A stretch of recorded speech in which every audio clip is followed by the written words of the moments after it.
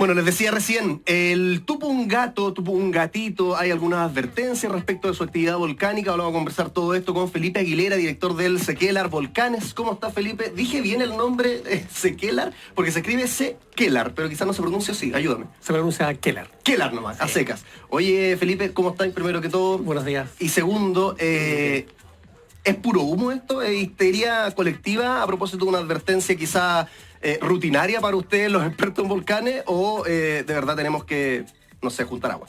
No, hay que estar tranquilos. El Tupungatito es un volcán que constantemente está, digamos, con actividad sísmica. Ya a veces vienen episodios donde hay más sismos de lo normal, a veces quizás con números que pues, quizás puede ser más grande de lo que estamos acostumbrados, pero es un proceso normal que si uno revisa, digamos, la prensa en los años anteriores, los últimos 10 años, ha pasado en más de una ocasión. ¿Y qué pasa, Felipe, en un país, porque tú hablas de es normal, y la normalidad para Chile, naturalmente, no es la misma normalidad, supongo yo, que para, no sé, Noruega, ¿no? En cuanto a actividad volcánica. Entonces, ¿qué tiene que pasar, o qué pasó en este caso, para que se encendieran algunas alarmas? ¿Qué es lo que hizo que se saliera un poquitito de esa normalidad? A ver, lo que ocurre es que en la zona donde estaba localizado el volcán Tupungatito hay varias estructuras geológicas bajo ella que se llaman fallas, ¿ya? Entonces estas fallas también se mueven y hace que las rocas literalmente se rompan durante ciertos momentos. Y eso genera sismos. ¿Ya? Los volcanes que están activos, como en el caso del Tupungatito, tienen estos sismos porque a veces un fluido se mueve o la roca se va rompiendo porque algo necesita moverse.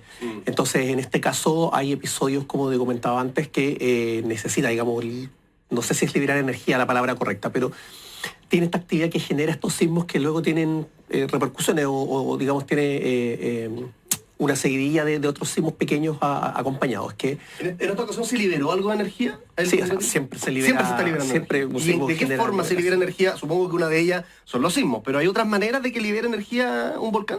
Sí, haciendo erupción. Derechamente. Derechamente haciendo erupción. Pero en este caso los sismos que tienen los volcanes activos son súper comunes, siempre están ahí. Lo que pasa es que, claro, hay algunos que superan el umbral que está determinado para la actividad volcánica. Entonces, a veces cuando se supera eso, se genera una pequeña alerta para saber que esté todo bien o proviene algo más, pero en este caso está todo bien, digamos. Ahora, me da la idea, porque cada vez que aparece en esta alerta, la respuesta de los expertos suele ser la misma que la tuya, con ciertos matices, ¿no? Pero es como es normal, son pequeñas alertas que aparecen, hay que mantengamos la calma. Entonces me da la idea que están súper bien monitoreados los volcanes acá en Chile, ¿o me equivoco? Sería muy raro que ahora, por ejemplo, hiciera erupción un volcán sin ningún previo aviso, por decirlo, sin dar índices previos, porque al parecer, como reitero, lo tenemos tan bien monitoreado que cualquier sospecha nos vamos a enterar un poco antes, ¿o no? ¿O puede aparecer por sorpresa una erupción? No, sí puede aparecer por sorpresa una erupción. Lo que pasa es que hay dos motivos principales. Efectivamente, en Chile los volcanes están bastante bien monitoreados. El tema es que en Chile hay más de 100, entre 90 y 100 algo volcanes que se llaman activos o potencialmente activos, es decir, que pueden hacer erupción en cualquier momento. Ya. El asunto es que actualmente hay 47 de esos volcanes monitoreados, con instrumentos. Entonces, claro, por un lado podría no haber aviso en el caso de los volcanes que no están monitoreados. ¿Ya? Ahora, los que sí están monitoreados son los que están en el ranking de mayor peligrosidad. ¿Ya?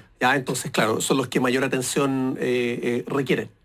En este caso, sí, podríamos tener una anticipación, como el año 2011 con el Cordón Caulle, que fueron muchas horas de anticipación, donde se levantó la alerta roja, se pronosticó la erupción y ocurrió. Pero también naturalmente ocurre en ciertos momentos donde las erupciones son tan intempestivas que pasan minutos y ocurren, que es un poco lo que pasó en Calbuco el año 2015, que a pesar de estar instrumentado, no más de 15 o 10 minutos antes de la erupción misma aparecieron los primeros avisos. Entonces no dio tiempo, digamos, para que las autoridades en el fondo pudiesen emitir una alerta a tiempo, como en el caso del Cordón Caulle, para poder evacuar. ¿Qué pasa, Felipe, a nivel de la tierra, de los materiales, que de repente ocurren estas sorpresas? Porque asumo yo que hay razones muy fundamentadas para decidir estos volcanes los vamos a monitorear y estos otros no. Como tú decías, hay algunos que significan mayor peligro que otros. Pero ¿por qué de repente los que no estamos monitoreando y los que dijimos ahí que de esto mejor no nos preocupemos porque parece que están bien, terminan sorprendiéndonos? ¿Qué pasa que se quiebra esa, no sé, esa predicción, entre comillas, o lo que esperábamos? Sí, eso tiene que ver con los tiempos en que ocurre una erupción, que son los tiempos de recurrencia que se llama, que es lo mismo un poco como los sismos, los grandes terremotos. Los grandes terremotos tienden a ser mucho más regulares, entre comillas, porque siempre escuchamos de que después de 100 años un sitio que no ha tenido terremotos es más maduro, pero pueden pasar 150, 200 o 300 años. En el caso de los volcanes, esa recurrencia no es tan clara, porque los volcanes tienden a ser bastante más caprichosos en ese sentido. Entonces hay algunos que tienen una recurrencia alta. Villarrica, por ejemplo, es un volcán que está constantemente haciendo erupción, pero, por ejemplo, ha tenido ahora un periodo de tranquilidad. Tuvo entre el 1985 y 2015 muchos años. Incluso la del 2015 fue algo corto, breve, entonces no fue de estas grandes, entonces también como que ahí es medio difícil. Hay otros volcanes que tienen recurrencias larguísimas, estamos hablando de cientos de miles de años. Entonces son esos volcanes que están en la lista de prioridad baja. Entonces, claro, el tiempo de vida humana es tan breve, comparado con la naturaleza, es que ocurren estos sitios o estos volcanes donde ocurren erupciones donde no pensábamos que iban a ocurrir, porque entraron dentro de ese periodo que era extremadamente largo. Ahora, ese volcán, imaginen, ya están los que no tienen una recurrencia extremadamente larga, pero incluso menos peligroso podría ser un volcán derechamente inactivo. ¿Un volcán inactivo, primero, existe? Y segundo, ¿queda inactivo para siempre? A ver, lo que pasa es que hay 3 categorías de volcanes. Los inactivos, lo que ya sabemos que no va a ocurrir absolutamente nada. Y eso es una certeza, jamás, nunca, de ahora en adelante. Correcto. O sea, ni siquiera hay un 1% de probabilidad. No, porque eso ya no hay una cámara magmática que alimenta al volcán. Ya, perfecto. Pero hay un paso intermedio, que es lo que yo creo que en nuestra comunidad, digamos, la gente está más metido, que es cuando dice un volcán dormido. El volcán dormido es que esos son los que dan más miedo. Correcto.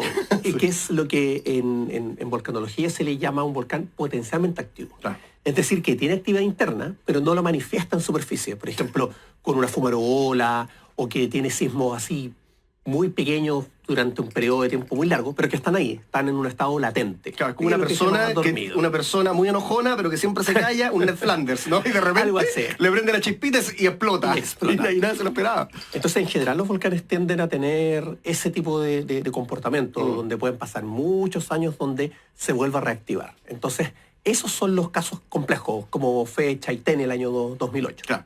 Oye, Felipe, tenemos una dinámica acá que es la pecera. ¿Y qué es lo que pasa con la pecera? Yo voy a sacar un papelito de aquí, va a salir un facto relacionado con el tema que estamos conversando, reduccionista, provocador, y tú tienes que confirmarlo, desmentirlo, o si es que es más o menos preciso, aclararlo. ¿Te parece?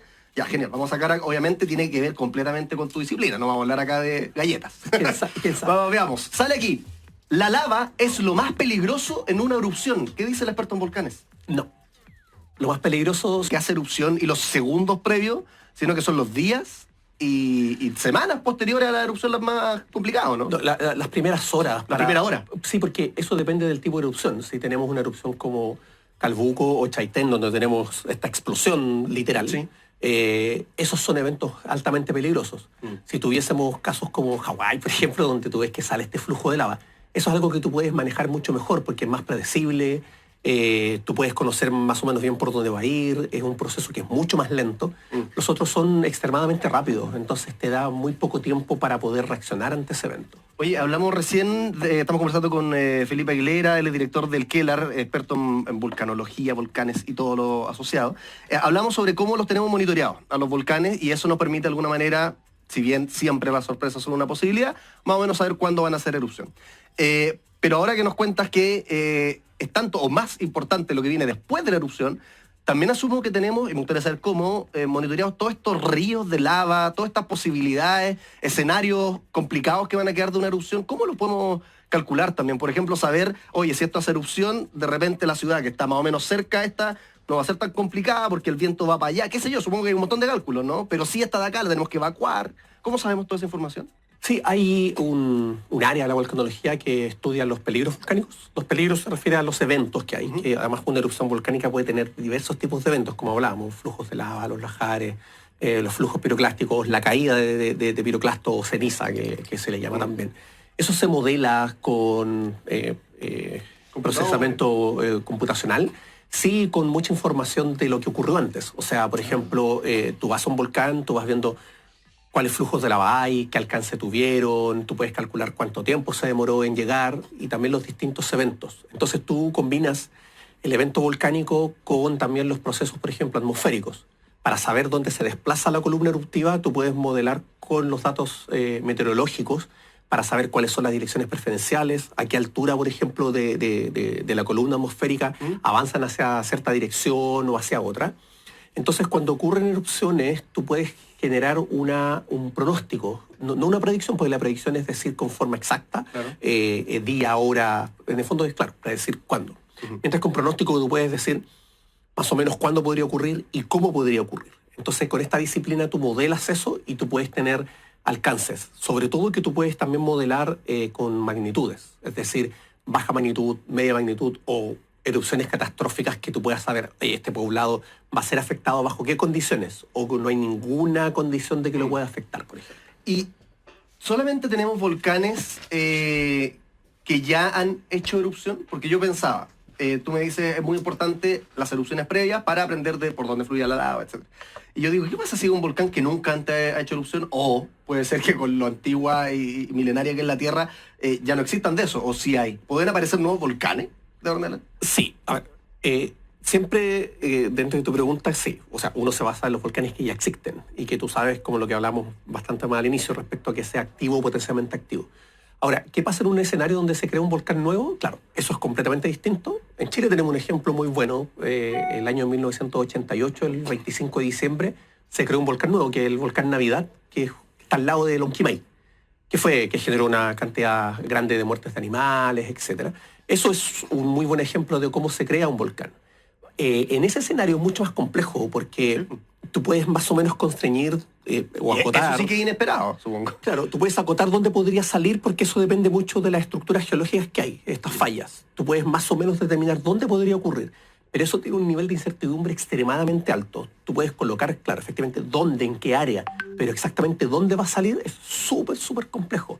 Entonces, bajo ese escenario, ahí ya no puedes tanto modelar. No quiero ser catastrofista, pero voy a hacer un ejemplo extremo, que la gente sepa, es un ejemplo extremo. Pero son tan sorpresivos que podría aparecer un volcán en Santiago. No, en ese caso no, porque uno sabe por dónde es el área donde el magma actúa. En este caso, por ejemplo, sabemos que es la zona... Hay áreas que uno podría descartar, derechamente. Derechamente, ya. Sí, porque es la zona de influencia de donde entra el magma. Ya. Pero tú dentro de esa área, claro, ahí tú puedes acotar, pero esa zona acotada también tiene una alta área de incertidumbre, o sea, dónde podría salir. Eso ya es mucho más complejo. Ahora, ¿qué hacer si un volcán hace erupción, Felipe? ¿Cuál es la medida...? Esto es como educación, prevención de riesgo. Si es que vivo cerca de un volcán, supongo que arrancar o no necesariamente. Sí, en este caso, a ver, primero ver el tipo de signo, digamos, del tipo de erupción que hablamos hace un ratito atrás. O sea, que sea altamente explosiva. Un buen ejemplo es Chaitén, eso es una erupción explosiva. Ahí eventualmente tienes que tomar ciertas acciones, un poco similar a lo que pasa con los terremotos, es decir, un kit básico, ¿cierto?, de elementos. Acá una de las grandes diferencias, digamos, que hay es el tema del uso de mascarilla, pero no cualquier mascarilla por el tema de la inhalación de las cenizas, ya que se necesita con una malla mucho más fina, porque si no empieza a respirar, que eso es lo complejo, la ceniza. Pero en este caso la evacuación es súper clara y lo primero que hay que tener súper claro es hacia dónde evacuar, ¿ya? Porque realmente puedo evacuar un lugar que hasta era peor que el de donde salí. Muchas veces son zonas bajas. Entonces hay que evitar muchas veces las zonas bajas porque los eventos volcánicos tienden a ir por los bajos topográficos, es decir, por quebradas, por ejemplo. Entonces siempre son buenos los laterales de las quebradas, zonas precisamente altas que permitan evadir las principales zonas de peligro. Y eso es algo que se está hace poco trabajando en Chile, que son las zonas de evacuación. Que en el caso de los tsunamis es más fácil porque siempre es hacia arriba. En el caso, alejarse de la costa. En algunos casos los volcanes ni siquiera tienes que alejarte del volcán. Muchas veces tienes que subir un poco y quizás no moverte tanto, sino que evitar las zonas bajas. Yo siento que hay un desafío ahí cultural, estoy diciendo, porque siento que con los terremotos y maremotos que están como un poco en un pack, yo creo que en gran parte por el 2010, ahí los expertos en prevención de riesgo me podrán ayudar con más teorías, pero como que lo tenemos más internalizado, ¿no? Entonces, si hay un terremoto o alerta de tsunami, sabemos más o menos qué hacer, para dónde ir. Pero no pasa lo mismo con los volcanes, ¿no? Estoy hablando de la gente, los expertos, claro, lo tienen clarísimo, pero como que a la gente le cuesta más huir o tomar medidas preventivas cuando ocurren los volcanes o no saben qué hacer, derechamente. Sí, es distinto y tiene una... O sea, para mí tiene una explicación un poquito más de la lógica general. Ocurre que los terremotos y los tsunamis son más transversales a través de las ciudades, abarcan áreas más grandes, por lo tanto queda más en el inconsciente. Mientras que... Es como casi que emergencia nacional. Correcto. Pero en el caso de los volcanes tiende a ser mucho más local. Entonces, claro, uno ve la erupción 2015 en Villarrica. ¿Qué afecta? Villarrica, Pucón, Licanray, Coñaripe. Queda ahí. O Chaitén, solo Chaitén. Calbuco, solo la zona de Calbuco, de Puerto Montt, Puerto Varas, etc. Pero no tiene más alcance. Claro. Y eso hace de que al final no tomemos tanta conciencia al respecto. Es un tema de escala, más que del proceso mismo. Felipe Aguilera, director de Kelar Volcanes, aprendiendo no solamente el tupungato, tupungatito, porque siento yo que es como una excusa al final para ilustrarnos sobre la vulcanología de nuestro país. Muchas gracias por estar con nosotros. Seguimos en contacto.